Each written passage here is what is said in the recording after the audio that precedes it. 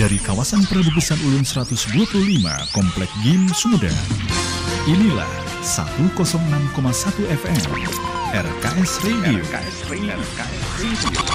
Inspirasi Sumedang.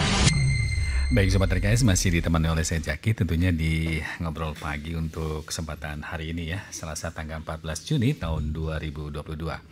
Seperti yang saya sampaikan tadi, Sobat RKS, kita akan berbincang dengan salah seorang dokter dari Rumah Sakit Umum Kabupaten Sumedang ya, tentang Hari Tumor Otak yang dilaksanakan pada tiap tanggal 8 Juni tahun 2022. Tema dari World Brain Tumor Day tahun 2002 ini adalah Together We Are Strong gitu ya, dan alhamdulillah di tengah-tengah ruang dengar Sobat RKS semuanya ini sudah hadir Dr. Arif Setia Handoko SPBS ya, dan nanti mungkin akan menjelaskan tentang apa sih tumor itu. Nanti juga Sobat RKS bisa bertanya ya di 0813 9441 9247. Nah Sobat RKS, yang saya ketahui tumbuhnya tumor otak ini disebabkan oleh perubahan atau mutasi genetik di dalam sel otak. Penyebab perubahan genetik itu masih belum diketahui, namun ada beberapa faktor yang bisa meningkatkan risiko seseorang terkena tumor otak. Jadi tumor otak itu adalah penyakit yang timbul akibat tumbuhnya jaringan abnormal di otak. Tergantung pada jenisnya Sobat RKS, tumor otak itu ini bisa bersifat jinak dan bisa bersifat ganas. Nah, seperti apa nanti kita akan sama-sama simak penjelasan dari Dr. Arif Setia Handoko SPBS dari Rumah Sakit Umum Kabupaten Sumedang. Assalamualaikum Pak Dokter. Waalaikumsalam warahmatullahi wabarakatuh. Terima kasih Kang Zaki. Sehat ya? Alhamdulillah. Alhamdulillah sehat selalu ya. Tadi sudah saya sampaikan sekilas ya tentang tumor otak. Ya. Nah, mungkin bisa menambahkan Pak Dokter? Ya, terima kasih. Jadi sebenarnya tumor itu kan bisa tumbuh ya di bagian manapun dalam tubuh kita. Iya. Nah, tumor itu kita identikan adalah pertumbuhan yang abnormal. Ya, jadi abnormal itu dia tumbuhnya tidak terkontrol. Tidak gitu terkontrol kan. ya. Nah, dia bisa tumbuh di semua bagian. Jadi bisa di otak, di otot, di tulang, dan ya semuanya lah gitu ya. Bahkan di dalam darah. Jadi tumor itu memang dibagi dua lah istilahnya. Induknya istilahnya tumor, dia punya anak dua nih. Yang satu namanya tumor jinak, yang satu namanya tumor ganas. Nah, tumor ganas ini sering kita sebut sebagai kanker. Kanker gitu, ya. Jadi memang harus dibedakan antara istilah tumor dengan kanker. Iya. Itu mungkin. Gitu ya. Jadi kalau misalnya tumor itu masih bisa dikontrol oleh dokter atau masih bisa itu ya. Tapi kalau sudah lari ke kanker itu mungkin akan lebih parah ya Dok ya. Betul. Jadi di badan kita ini diciptakan sama Yang Maha Kuasa ini begitu hebatnya gitu ya. Memang betul yang Kang Zaki sampaikan, ada kelainan genetik gitu ya. Kenapa ada orang jadi kanker, ada tumor jadi tumor jinak, atau yang satu jadi tumor ganas gitu kan. Atau ada orang baik-baik aja gitu. Ya memang cetakan genetiknya gitu. Kadang-kadang Dok, kalau misalnya seperti ada seseorang yang terkena tumor gitu ya, dianggap seperti kayaknya tidak terlalu penting sekali. Apakah dari tumor itu bisa mengakibatkan kanker Dok? Kemudian gejalanya seperti apa? Iya, jadi tumor itu sendiri gini, kalau kita punya Badan Kesehatan Dunia ya, kita memberikan suatu klasifikasi grading istilahnya, stadium lah ya. Jadi stadium itu 1 sampai 4 gitu. Jadi stadium 1, 2, 3, 4 ya. Stadium 1 adalah tumor yang paling jinak gitu. Stadium 4 itu adalah tumor yang paling ganas, kanker istilahnya. Nah, stadium 2, stadium 3 ini bagaimana gitu ya. Stadium 2 itu relatif jinak gitu ya. Tapi levelnya memang di atas stadium 1 gitu. Tapi tidak pernah dia menjadi stadium 1, tidak pernah. Tumor itu ya. Betul. Nah, sekarang kalau yang stadium 3 gimana? Stadium 3 itu tidak pernah jadi jinak. Kecenderungannya ya 70% itu jadi akan ganas. Seiring dengan waktu tinggal pemicunya aja biasanya sih gitu. Ya, pemicunya sendiri itu kalau misalnya dari tumor itu pemicu untuk bukan untuk, jadi kita juga tidak mengharapkan ya dok ya, tidak mengharapkan dari tumor itu menjadi kanker. Sebenarnya pemicu itu dari apa sebenarnya? Ya banyak ya, dari kita sih di kehidupan sehari-hari itu bahan-bahannya mengandung oksidan tinggi ya. Kadang-kadang kita mohon maaf ya tidak menjelekkan suatu produk gitu ya. Kadang-kadang yang sifat gorengan yang digoreng berkali-kali gitu kan oksidannya yang banyak mengandung lemak mungkin ya. Tinggi lemak, tinggi oksidannya. Kemudian dari pola makan atau tingkat radiasi atau bahan kimia itu mungkin bisa ya. Jadi itu termasuk kebiasaan buruk ya dokter ya, yang bisa menyebabkan tumor otak gitu ya. Iya, salah satunya. Apakah rokok juga bisa mengakibatkan? Ya, jadi gini, memang beberapa suatu kondisi rokok. Jadi kalau kita katakan rokok itu memang banyak fungsinya ke arah saluran nafas, paru-paru. Ya, kita yang pernah saya tangani di Rumah Sakit Umum Sumedang ini nggak cuman 1-2 gitu ya, dalam setahun aja udah 3 ya, di atas 5 operasi tumor otak itu. Ternyata ada sumbernya di tempat lain, yaitu di paru-paru. Oh gitu ya. Nah, jadi emang kadang rokoknya sendiri tidak langsung bikin tumor gitu. Mungkin dia memang membuat suatu kelainan di paru-paru, tapi dari paru-paru ini sifatnya akan bisa ganas. Menyebar gitu. Betul. Gitu jadi tumor itu bisa, kalau di otak itu bisa tumor yang primer. Primer itu artinya dia tumbuh dari jaringan sekitar otak dan otak sendiri. Ada tumor sekunder. Sekunder itu dia dapat dari organ lain, nyebar nyampe ke otak. Tapi otak tidak akan pernah bisa keluar. Itu sangat kecil kemungkinannya. Kita belajar literatur sekitar 0,1% itu sedikit sekali yang keluar dari otak. Oh gitu ya. Tapi otak dapat dari tempat lain itu besar. Oh gitu ya. Jadi akibat dari kita punya kanker otak atau tumor otak itu dari komorbid lain mungkin ya dok ya. Betul. Oh gitu ya. Jadi misalnya kalau kita punya terserang kanker paru-paru atau tumor paru-paru gitu ya, mungkin bisa lari ke otak juga gitu ya. Bisa. Gitu jadi nggak cuma otak sih ya Kang, jadi bisa ke tulang belakang, saraf tulang belakang gitu ya, tulang belakangnya sendiri gitu. Tapi kadang-kadang kalau kanker itu, kalau tulang belakang kan tidak disebut dengan tumor tulang belakang ya dok ya, biasanya kanker tulang belakang. Apakah memang itu sudah sudah masuk ke yang dokter bilang udah masuk ke stadium 3 atau apa gitu dok? Iya, jadi kalau tumor yang sifatnya sudah menyebar itu udah stadium 4. Oh, udah stadium 4 ya? Oh gitu ya. Nah jadi kalau tumor otak sebenarnya, jadi susunan saraf pusat kita bilangnya ya, itu terdiri dari otak dan saraf tulang belakang. Nah disitu tinggal di mana aja si tumor bisa nyebar gitu, memungkinkan di suatu tempat di situ. Gitu ya tumor. Jadi untuk sehat kita, untuk tidak kontaminasi dengan hal-hal yang seperti dokter katakan, bahwa kebiasaan buruk itu ya misalnya kita makan yang berlemak, minyak gitu ya. Kebiasaan kita untuk sehat itu atau terhindar dari itu seperti apa dok? Iya.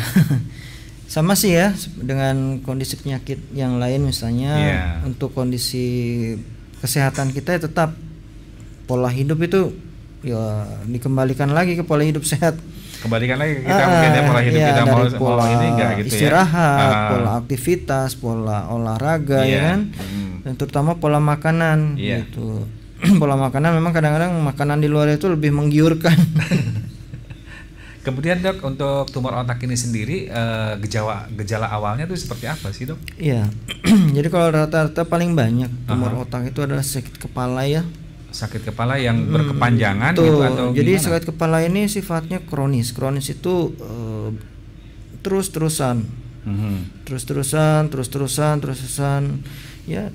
Dengan obat berkurang sedikit jadi lagi gitu, obat pengurang nyeri ya yang biasa ringan kita bisa beli di apotek, beli sendiri atau dengan di warung gitu ya. Dia jadi lagi. Nah khasnya yang salah satu khas beberapa tumor otak yang tentang nyeri kepala, dia tuh nyerinya waktu pagi aja ya. Jadi ketika malamnya kan kita tidur nih, kita tidur itu jadi aliran darah itu menurun gitu, aliran darah menurun ke otak gitu ya. Nah si tumor ini kan hidup. Nah tumor ini kan hidup, dia dapat darah nih. Dia dapat makan, dapat aliran darah dari depan, belakang, kiri, kanan, atas, bawah, gitu kan. Semakin dia besar hidup kan, membesar, tapi dia ngerusak yang ngasih makan. Gitu. Nah, efeknya jelek. Nah, begitu aliran darah turun ketika bangun pagi, ya, itu mulai ada iritasi di sekitar tumor, seperti dalam tanda kutip ya, tumor tuh kayak bergejolak. Ya, membuat iritasi sekitar jaringan otak, selaput otak. Disitulah mulai nyeri kepala yang memberatnya di sana. Seiring dengan waktu minum hilang, nanti muncul lagi. Gitu ya. Untuk darah sendiri yang dimakan oleh bakteri atau apa ya kalau tumor itu? Atau virus? Nah, jadi beberapa tumor itu memang seperti yang Kang Zaki bilang, ada kelainan cetakan genetik, tinggal pemicu. Pemicu itu banyak tadi, makanan, aktivitas, bahan kimia, ya radiasi. Terus ada lagi faktor virus. Beberapa virus ada membuat tumor. Ya, contoh beberapa virus HIV, ya. Terus kemudian ada virus yang disebut Epstein-Barr, itu beberapa ada. Ada gitu ya. Itu darah yang dimakan itu darah merah atau darah putih, Dok? Enggak, kalau untuk darah ini artinya gini, tumor ini dia dapat makan dari aliran darah. Oh, dari aliran darah ya, yang mengangkut makanan yang kita makan ya. Ya, subur dia gitu kan, tapi kan dia tumbuhnya nggak normal. Gitu. Iya. Satu pertanyaan lagi, Dok, nih ya. Tadi juga sempat dokter menyatakan bahwa penderita HIV juga bisa ya. Ini untuk penderita HIV tersendiri itu gejala bisa juga terkena ya gejala kanker otak. Ini gejala kanker tumor otak. Tadi kan dokter bilang segitu ya. Itu kenapa kok penderita HIV itu ada gejala seperti itu, Dok? Gejala artinya dia bisa terkena gitu. Iya. Jadi kalau HIV itu kan menyerang seluruh tubuh. Jadi dia menurunkan respon daya tahan tubuh. Gitu ya. Nah, di situ termasuk salah satunya respon untuk menekan fungsi pertumbuhan sel yang sifatnya nanti ganas. Nah, karena dia ditekan, tumor-tumor yang ganas-ganas ini genetiknya menguat gitu. Oh, gitu ya. Ya, makanya bisa tumbuh di otak. Ya, tumbuhnya nggak cuma satu biasanya. Beberapa bagian tempat.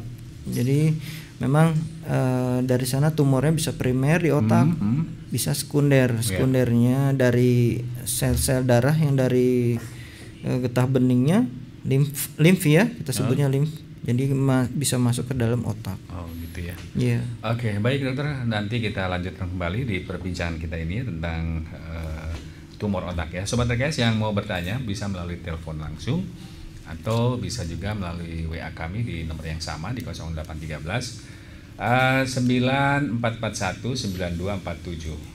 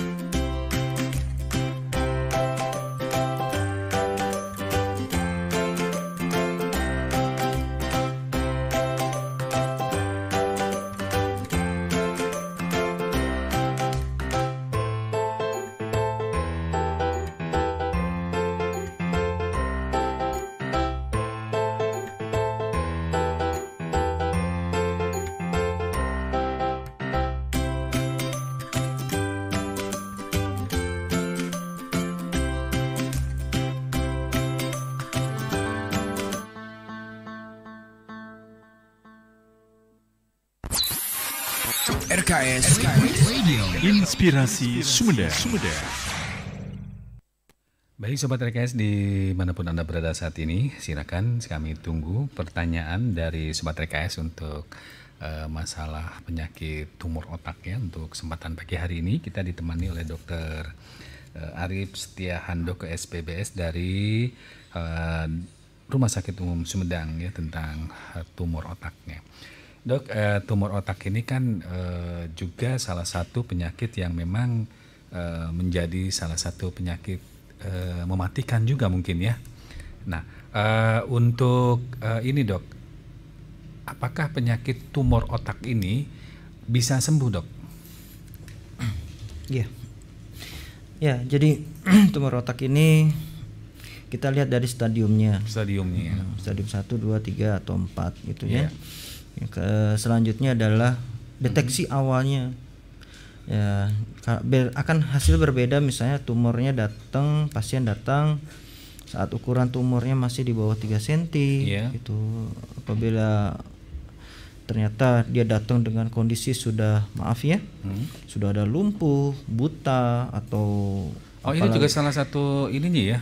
Iya. Penyebab gitu. Iya, jadi lumpuh, buta, betul. Jadi sudah ada kelainan saraf yang berat itu sampai akhirnya misalnya kita lihat dalam operasi saraf matanya tuh udah tinggal sehelai kayak rambut, lebih tipis lagi tuh gitu ya. Agak repot gitu ya mungkin. Jadi dari situ kan kita bisa menentukan semakin cepat ditata laksana gitu kan, semakin kita ketahuan stadiumnya. Jadi stadiumnya itu kalau misalnya kita dapatkan jinak gitu kan, sudah berarti kita ambil tumornya, selesai gitu kan, sembuh. Nah, kalau misalnya ternyata dia tidak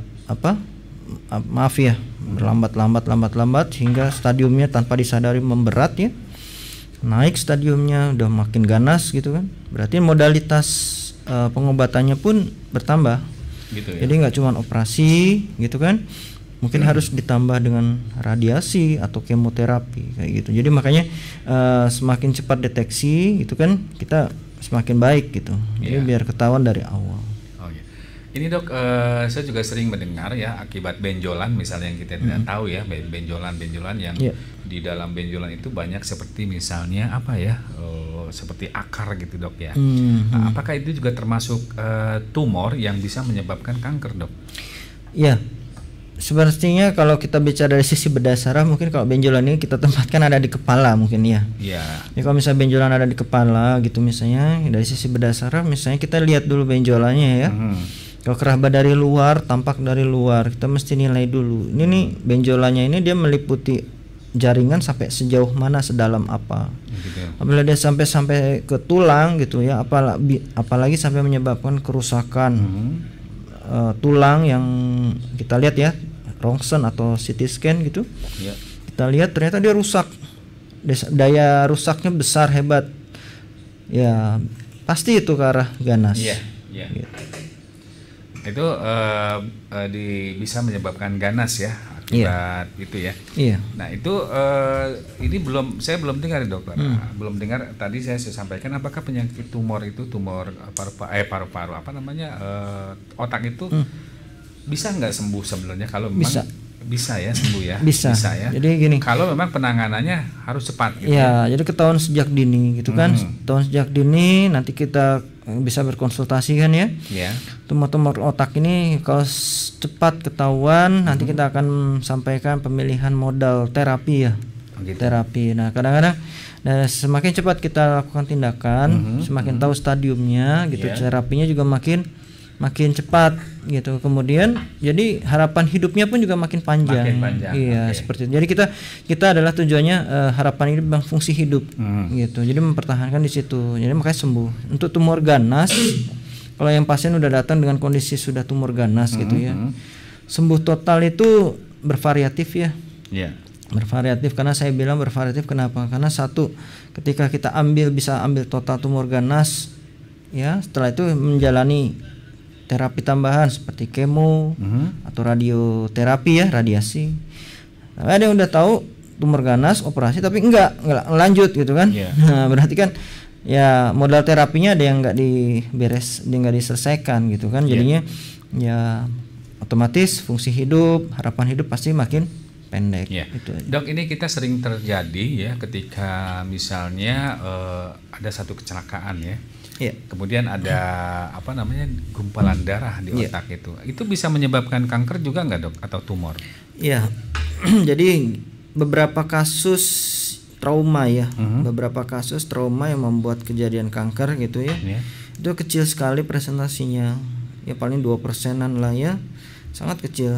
Nah itu kenapa bisa membuat trauma menjadi pencetus? Tapi sebenarnya di situ selnya sudah ada, selnya sudah tidak normal, hanya begitu ada pencetus lah gitu, berubah.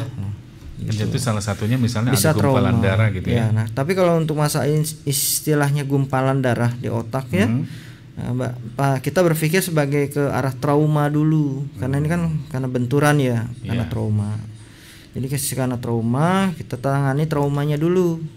Nah, nanti kalau misalnya nanti ke ujung-ujung akhirnya jadi tumor, penanganannya lebih pendekatannya ke arah tumor. Dok, ini saya juga salah seorang ya. Artinya ibu saya pernah mengalami penderita tumor otak gitu, Dok ya. Nah ini ketika mau dioperasi gitu, Dok ya. Itu kan dokter itu langsung berbicara karena saya yang dikuasai oleh ayah saya gitu ya. Nah dalam operasi itu dokter mengatakan bahwa kalau tidak segera dilaksanakan operasi ini atau tindakan seperti ini, maka akan timbul seperti yang dokter katakan, bisa buta ataupun lumpuh gitu ya.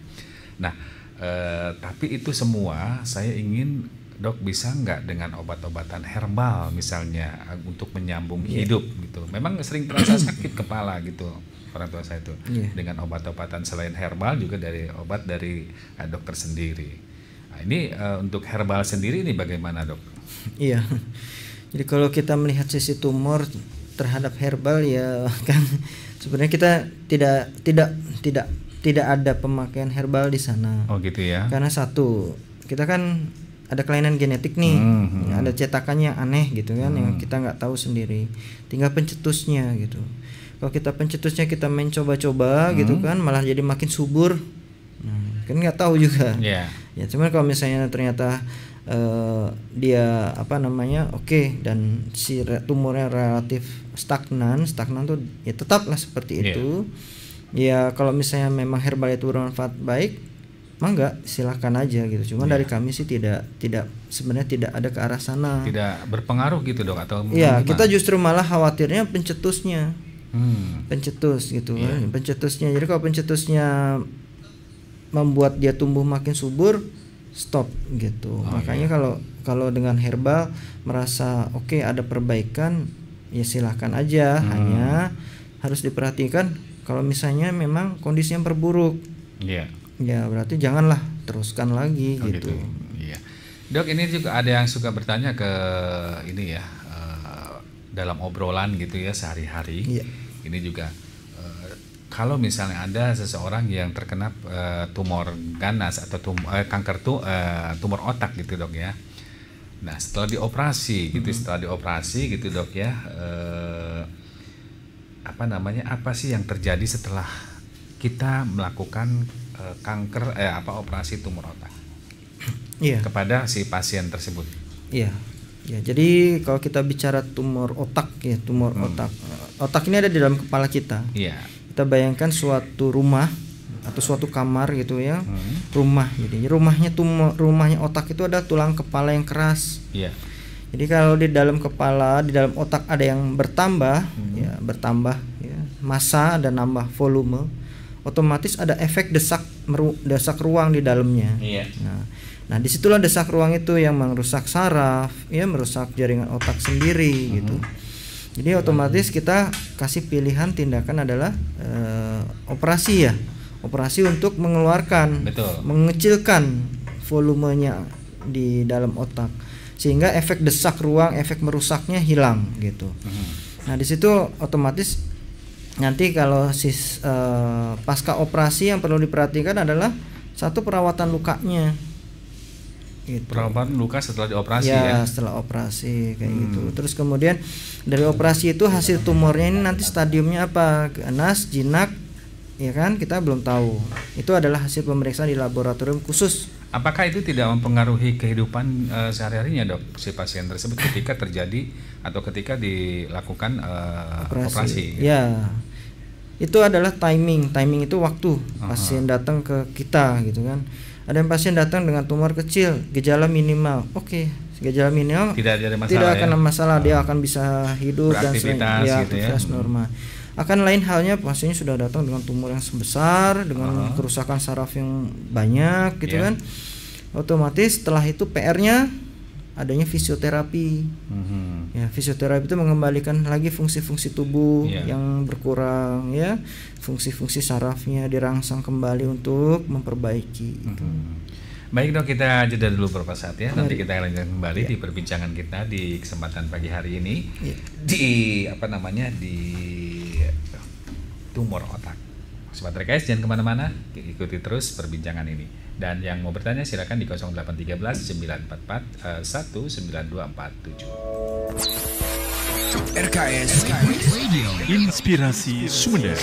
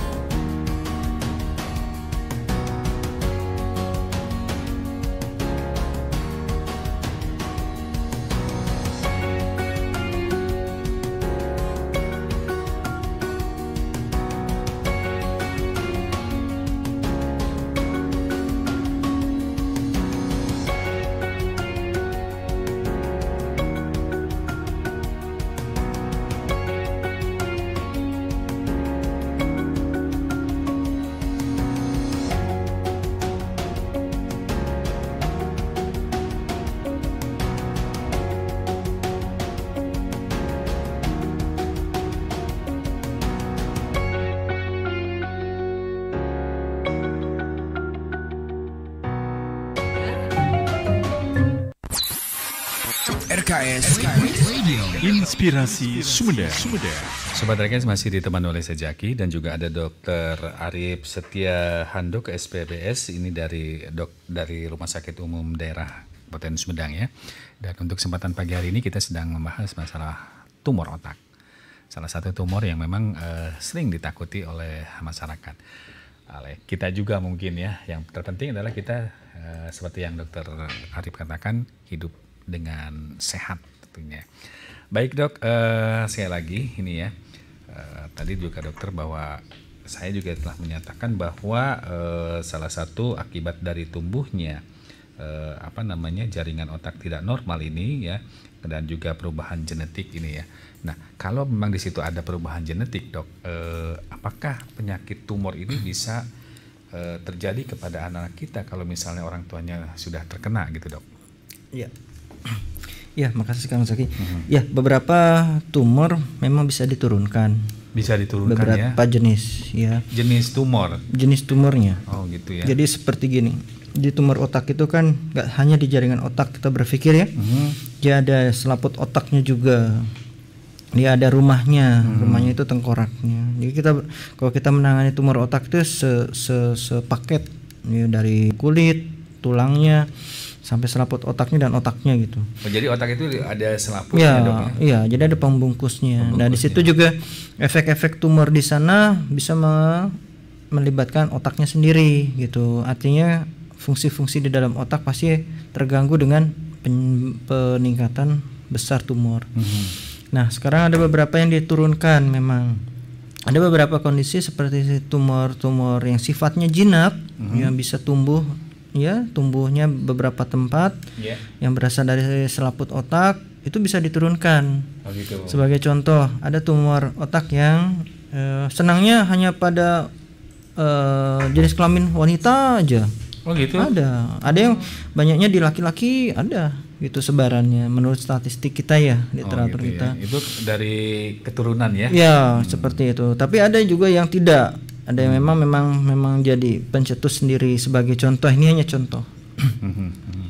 Ini hanya contoh, ada tumor yang berasal dari selaput otak, banyak pada wanita. Ya, sebutnya kita tumor jinak selaput otak. Nama medisnya tuh meningioma. Ya, yang paling banyak itu, Dok, sebenarnya penderita penyakit tumor itu apa ya? Dari kan tadi dokter jenis, ada beberapa jenis penyakit tumor otak itu. Yang paling banyak dijumpai, Dok. Paling banyak ya. Paling banyak yang berasal dari selaput otak. Selaput otak ya? Iya, dominan ya, 64% di situ. Terus kemudian itu yang sifatnya banyaknya jinak. Jinak. Iya, banyaknya jinak, 80% sih jinak. Terus kemudian ada yang kedua, nomor 2 yang berasal dari jaringan otaknya sendiri. Jaringan otak ya? Ya, jaringan otak sendiri, dan jaringan otak sendiri juga antara yang jinak sama yang ganas itu hampir sama, 50% kemungkinannya, chance-nya itu. Jadi yang sebagai contoh, kalau sebaran yang berasal dari selaput otak tadi ya, meningioma kita sebutnya, itu lebih suka banyaknya di perempuan kejadiannya. Jadi perempuan dan laki-laki itu bisa 4:1. Wah, 4:1. Iya. Itu. Nah, kemudian kalau misalnya tumor-tumor yang berasal dari jaringan saraf sendiri, beberapa banyak di laki-laki. Seperti itu. Dok, itu kalau misalnya tumor otak itu, Dok ya, tumor otak itu sebenarnya diletaknya di mana, Dok, itu? Atau misalnya seperti dokter katakan bahwa otak itu kan ada selaputnya ya. Kemudian kalau misalnya terjadi kita tumor otak, di mana sih dari otak yang bulat ini, taruhlah bulat saya katakan gitu ya. Betul. Ini terjadinya di mana sih, Dok? Di tengah-tengah atau di pinggir, atau memang semua jaringan ini terkena gitu, Dok? Bisa. Jadi semuanya bisa. Oh, semuanya bisa. Ya, jadi kan makanya kalau otak nih kan kita diciptakan maha kuasanya, otak ada 2 ya. Ada yang besar ya di atas, yang kecil di belakang, di bawah. Itu semuanya bisa jadi. Nah, sekarang jadi kalau otak yang besar itu secara otomatis otak kecil juga kena ya? Enggak. Bisa berdiri sendiri. Oh, gitu. Jadi otak besar ada, otak kecil belum tentu. Otak kecil ada, belum tentu otak besar. Tapi beberapa tumor ada yang bisa atas kena, bawahnya juga kena. Nah, yang kayak saya bilang tadi itu biasanya diturunkan. Dia punya keturunan tuh sebelumnya. Gitu. Nah, terus yang kedua, kalau misalnya di semua bagian itu bisa. Semua bagian. Bagian dari selaput, dari otaknya, dari tengah, dalam itu semua bisa. Tinggal sebaran usia biasanya. Kalau yang usia muda, banyaknya tuh otak kecil terkenanya. Iya. Ya, kalau usia itu disebabkan apa, Dok? Kalau usia muda terkenanya otak kecil. Iya, jadi banyak memang. Nah itu genetiknya sudah ada di sana. Oh, jadi bukan disebabkan karena makanan atau apa gitu, enggak ya? Iya, di sana salah satunya ada pencetus, rata-rata oksidan. Jadi oksidan bahan makanan yang banyak dari radiasi. Sehingga timbul karena memang sudah ada genetiknya seperti itu, makanan yang tidak artinya terkontrol gitu ya. Betul. Jadi banyak kena kalau usia-usia muda banyaknya kenanya di otak kecil. Oh, gitu ya. Nah, terus kemudian kalau yang usianya sudah dewasa menengah ke atas ya, sampai di bawah 60 tahun. Iya. Itu banyaknya di otak besar. Nah, kalau di atas 60, di atas 65 rata-rata itu banyaknya otak dia seringnya ya. Iya. Dominannya di atas 50% itu dia tuh sumbernya ada di luar otak. Oh, gitu. Bukan dari otaknya sendiri. Dan rata-rata kalau di atas 60 tahun, 65 sifatnya sudah jadi ganas. Gitu. Nah, selama dokter berpraktek gitu ya di Rumah Sakit Umum Sumedang ini, Dok, tumor ganas ini yang paling banyak ditemukan itu seperti dokter katakan itu selaput otak atau jaringan otak situ sendiri, atau memang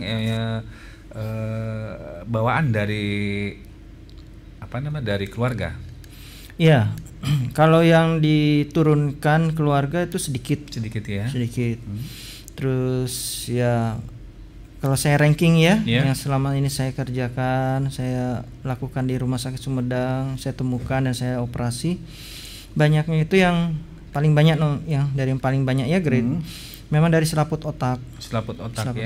Yang kedua itu rata-rata jinak. Ada yang ganas ada, tapi persentasenya kecil sekali yang saya temukan, yang saya alami sendiri selama ini. Terus yang kedua tumor yang langsung dari jaringan otak. Jaringan otak. Nah itu yang jinak dan yang ganas itu ya hampir sama lah, beberapa ya. Terus yang selanjutnya ada yang tumor yang dari otak kecil. Oh gitu. Iya. Itu Dok, banyak. Iya. Sebenarnya kalau dokter katakan tadi bahwa itu yang paling terbanyak adalah akibat dari jaringan otak, Dok. Dari jaringan otak itu sendiri penyebabnya apa, Dok? Kalau penyebabnya sendiri sama dengan yang kita, lain ya? Ya kita tuh nggak pernah bisa ngebedakan. Nggak bisa ngebedain karena penyebabnya si anu gitu, nggak, bukan. Oh, bukan ya. Jadi memang ada kecenderungan kenapa di satu keturunan ada yang jadi tumor yang lain enggak gitu ya. Ya memang sudah ada kayak ada cetakan sendiri. Oh, jadi penyebabnya sama ya, rata-rata hampir sama ya. Masih dalam tanda tanya besar. Tapi seiring dengan perubahan gaya hidup kan selama penelitian juga ya. Perubahan gaya hidup itu perubahan pola makan, olahraga segala macam gitu kan. Ibaratnya tumor yang sifatnya menengah gitu dan itu tidak akan menjadi ganas gitu. Oh, gitu ya. Nah, berarti kan ada efek di mana pola gaya hidup dan makanannya juga mempengaruhi di sana. Di sana. Oke. Dok, otak ini kan ada dua ya, otak gede sama otak kecil ya. Nah, ini yang paling banyak dokter menangani otak besar atau otak kecil? Di sini otak besar hampir sama ya. Hampir sama ya, Dok. Ada yang di atas, ada yang di bawah. Cuman yang lebih banyak yang di bawah. Yang banyaknya di atas. 60%-an lah, setengah lebih ya saya banyak. Rata-rata untuk yang yang di operasi itu tingkat usianya? Ya, bervariatif tergantung stadium. Kalau stadium masih rendah, stadium 1, 2, 3, alhamdulillah selama saya di sini kerjakan, atau misalnya pasiennya pernah ketemu saya waktu saya kerja juga di Bandung itu, ya alhamdulillah masih ada yang hidup sekarang. Masih ada diberikan umur. Untuk Sumedang sendiri Dok, gimana presentasi dari penyakit tumor otak ini? Presentasi tumor otak dibandingkan dengan kelainan lain. Kelainan lain. Artinya penyakit lain gitu. Oh iya, jadi tumor otak di kita, tumor otak ini ya presentasinya sih dibanding dengan kelainan pembuluh darah otak ya. Dan trauma gitu ya. Jadi kalau kita membagi kelainan bedah saraf itu ada kelainan pada anak-anak kongenital, kelainan karena trauma, terus kemudian karena tumor, dan satu lagi kelainan karena pembuluh darah otak. Di antara 4 ini ranking 1 ini memang masih di Sumedang ini, ranking 1 ini masih banyaknya trauma kepala, trauma otak. Ranking 2-nya yang itu penyakit pembuluh darah otak, stroke, perdarahan atau stroke karena sumbatan gitu ya. Nah, nomor 3-nya baru tumor. gitu ya. Jadi untuk apa namanya, untuk stroke juga salah satunya adalah penyumbatan pembuluh darah di otak ya dok ya. Ada yang tersumbat, ada yang pecah, bisa kita lihat klinis pasien. Tapi kalau misalnya itu pembuluh darahnya pecah dok, kemudian bisa ditangani, apakah itu bisa menimbulkan tumor juga? Iya, rata-rata tidak. Tidak ya? Iya. Tapi kalau dengan penanganan cepat, apakah ini akan terjadi si pasien ini akan terjadi lumpuh atau kebutaan? Ya, kalau misalnya penanganannya cepat, tujuan kita adalah menyelamatkan jaringan saraf, jaringan otak ya, gitu. Karena kita berusaha mereservasi, jadi mempertahankan fungsi yang masih bisa berjalan dengan baik, gitu kan. Ya, karena mungkin jaringan itu sudah ada yang mati mungkin gitu ya. Karena yang udah rusak, gitu kan. Ya baiknya kita kontrol ya sumber perusaknya itu aja. Iya. Baik dok, sebelum kita jeda dulu ini ada satu pertanyaan lagi dok ya. Tumor otak itu tadi dokter mengatakan bahwa sakit kepala bisa biasanya itu timbul pada saat pagi hari dok ya, karena kalau malam hari itu istirahat, kemudian itunya dimakan oleh darahnya dimakan berarti. Saya ingin tahu dok, sebenarnya sakitnya itu seperti apa? Apakah di sini? Bukan di sini. Bukan di sini gitu ya. Iya. Kan ada lagu gitu, sakitnya di sini gitu ya. Kalau ini sakitnya di sini. Gitu dok. Sakitnya seperti apa? Apakah memang benar-benar nyeri atau apa gitu dok? Iya, betul. Jadi kalau yang mereka rasakan nyeri kepalanya ini kan bertahap ya, dari yang ringan, sedang sampai berat gitu kan. Iya. Kalau misalnya dia nyeri kepala itu bisa sebelah, bisa kedua kepala, bisa di depan saja, bisa di belakang aja gitu ya. Yeah. Jadi kalau nyeri kepalanya itu intensitasnya adalah terus. Yeah. Dengan obat sedikit berkurang, dengan obat sedikit berkurang, tapi jadi lagi. Akhirnya dengan obat yang biasa tidak berpengaruh. Nah itu gradingnya sudah mulai naik. Berarti tingkat keparahannya severity levelnya sudah mulai naik. Ya, nah itu berat. Ada kemungkinan si ekspansi tumor udah makin luas. Ya. Nah, akan nanti makin berat lagi sehingga pasiennya sudah nggak tahan, bisa tidak sadar, bisa kejang, mulai muncul kelainan saraf, kelainan otak. Itu karena memang saking sakitnya gitu dok ya. Sudah tidak tertahan lagi dengan obat biasa. Oke, terima kasih dok. Baik sobat RKS, kita masih menunggu ya informasi ataupun pertanyaan dari sobat RKS semuanya melalui telepon di 0813 9441 9247 ya. Kita masih ada waktu untuk kesempatan kita ngobrol di pagi hari ini tentang tumor otak. Dokter, nanti kita lanjutkan kembali ya setelah pesan-pesan berikut ini. RKS Radio Inspirasi Sumeda.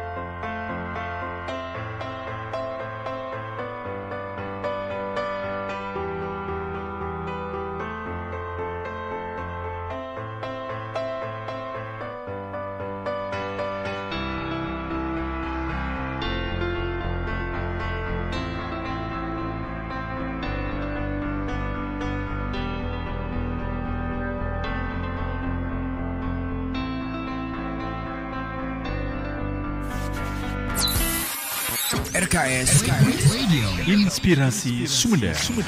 Sobat RKS masih ditemani oleh saya Jaki, tentunya di Ngobrol Pagi untuk kesempatan hari ini Selasa tanggal 14 Juni tahun 2022. Dan kita saat ini sedang berbincang-bincang dengan Dr. Arif Setia Handoko, SPBS dari Rumah Sakit Umum Sumedang, Kabupaten Sumedang.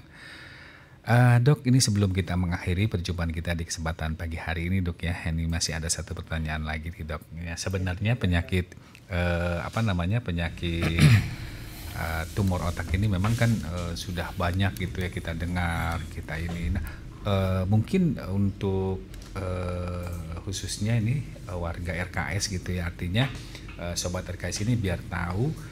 Seperti dokter katakan tadi, penyakit sakit kepala yang dirasakan ketika tumor otak itu adalah yang tiada terbandingannya. Nah, untuk mendeteksi dini tumor otak itu apa yang harus kita lakukan, Dok? Ya, yang pertama adalah mengingat histori dulu.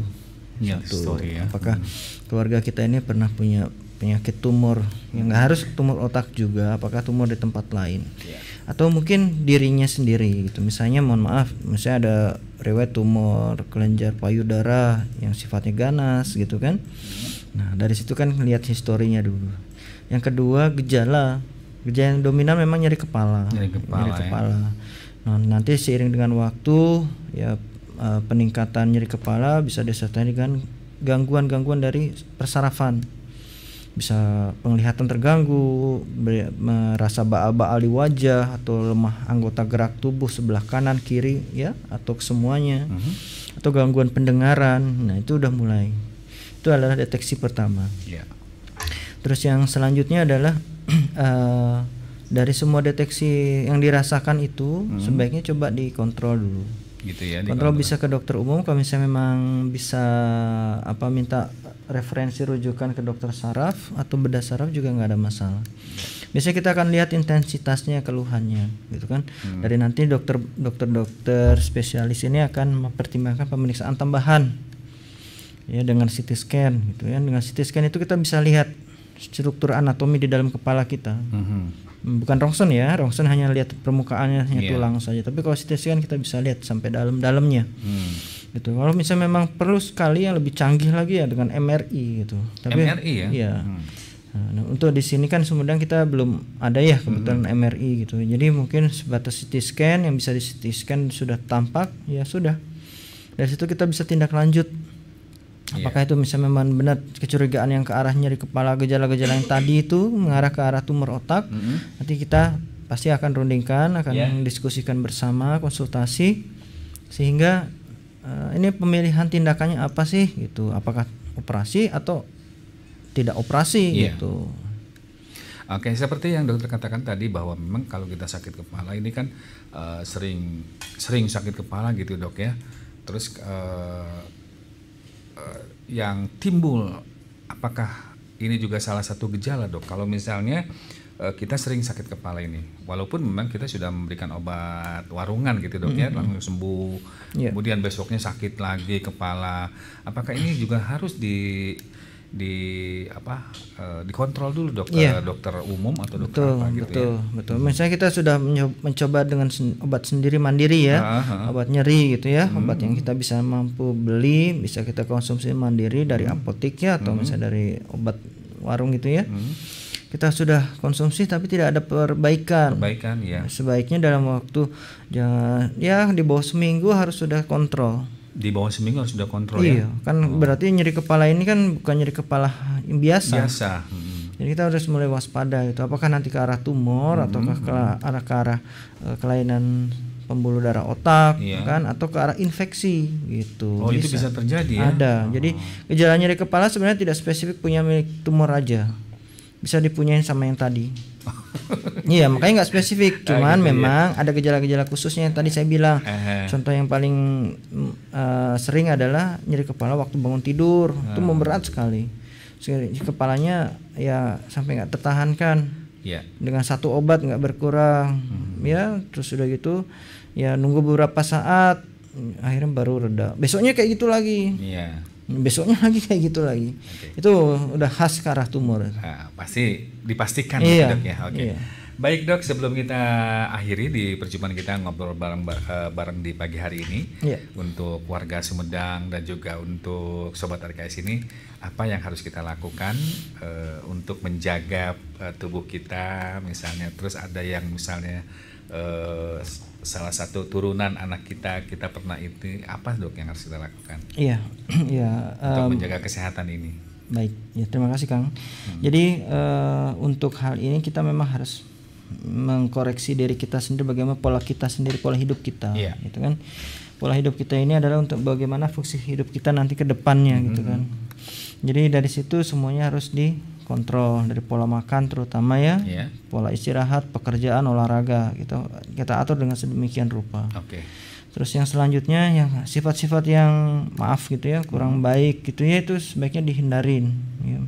Saya hobi makan gorengan, merokok gitu. Merokok saya ya sebaiknya, orang nggak mungkin yang sering rokok tiba-tiba di-cut gitu kan. Masih kayak pusing, malah jadi pusing, sakit kepala. Jadi sakitnya di sini dong. Jadi kadang-kadang kita harus pertama yaitu berhenti bertahap, secara bertahap gitu ya.